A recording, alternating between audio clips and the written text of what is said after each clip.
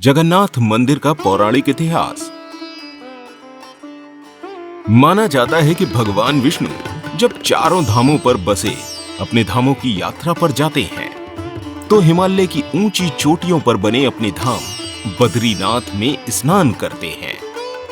पश्चिम में गुजरात के द्वारिका में वस्त्र पहनते हैं, पुरी में भोजन करते हैं और दक्षिण में रामेश्वरम में विश्राम करते हैं। द्वापर के बाद भगवान कृष्ण पुरी में निवास करने लगे और बन गए जग के नाथ अर्थात जगन्नाथ। पुरी का जगन्नाथ धाम चार धामों में से एक है। यहां भगवान जगन्नाथ बड़े भाई बलभद्र और बहन सुभद्रा के साथ विराजते हैं। हिंदुओं की प्राचीन और पवित्र 7 नगरियों में पुरी उड़ीसा राज्य के समुद्री तट पर बसा है।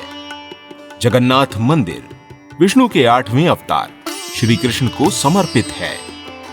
भारत के पूर्व में बंगाल की खाड़ी में पूर्वी छोर पर बसी पवित्र नगरी पुरी उड़ीसा की राजधानी भुवनेश्वर से थोड़ी दूरी पर है। आज का उड़ीसा प्राचीन काल में उत्कल प्रदेश के नाम से जाना जाता था। यहां देश के समृद्ध बंदरगाहें थीं, जहां जावा, सुमात्रा, इंडोनेशिया, थाईलैंड और अन्य कई देशों का इन्हीं बंदरगाह के रास्ते व्यापार होता था। पुराणों में इसे धरती का वैकुंठ कहा गया है। यह भगवान विष्णु के 4 धामों में से एक है। इसे श्री क्षेत्र, श्री पुरुषोत्तम क्षेत्र, शाक क्षेत्र, नीलांचल, नीलगिरी और श्री जगन्नाथपुरी भी कहते हैं। यहां लक्ष्मीपति विष्णु ने तरह तरह की लीलाएं की थी।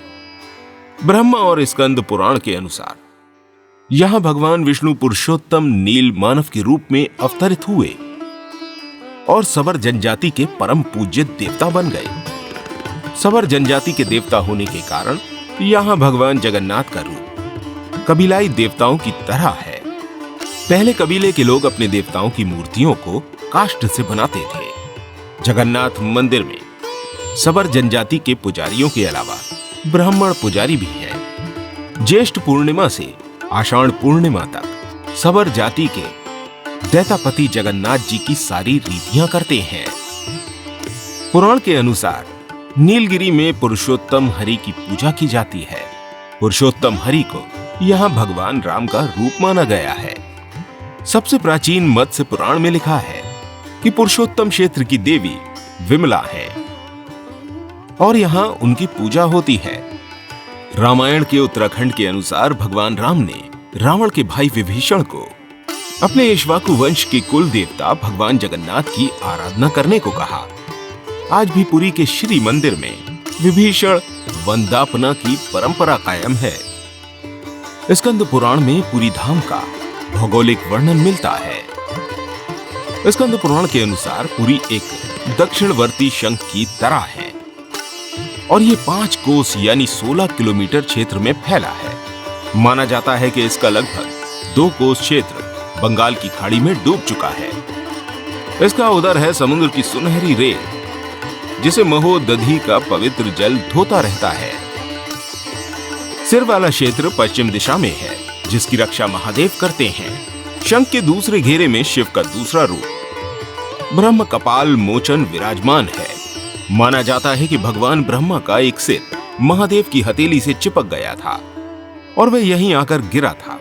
तभी से यहां पर महादेव की ब्रह्म रूप में पूजा करते हैं। शंख के तीसरे व्रत में मां विमला और नाभि स्थल में भगवान जगन्नाथ रथ सिंहासन पर विराजमान हैं। मंदिर का इतिहास। इस मंदिर का सबसे पहला प्रमाण महाभारत के वन पर्व में मिलता है। कहा जाता है कि सबसे पहले सबर आदिवासी विश्व वसु ने नील मानव के रूप में इनकी पूजा की थी। आज भी पुरी के कई मंदिरों में कई सेवक हैं जिन्हें दैतापति के नाम से जाना जाता है। यह मंदिर किसने बनवाया था? राजा इंद्रद्युम्न मालवा का राजा था, जिनके पिता का नाम भारत और माता का नाम सुमति था। राजा इंद्रद्युम्न को सपने में जगन्नाथ के दर्शन हुए थे। कई ग्रंथों में राजा इंद्रद्युम्न और उनके यज्ञ के बारे में विस्तार से लिखा है। उन्होंने यहाँ कई विशाल यज्ञ किए और एक सरोवर बनाया।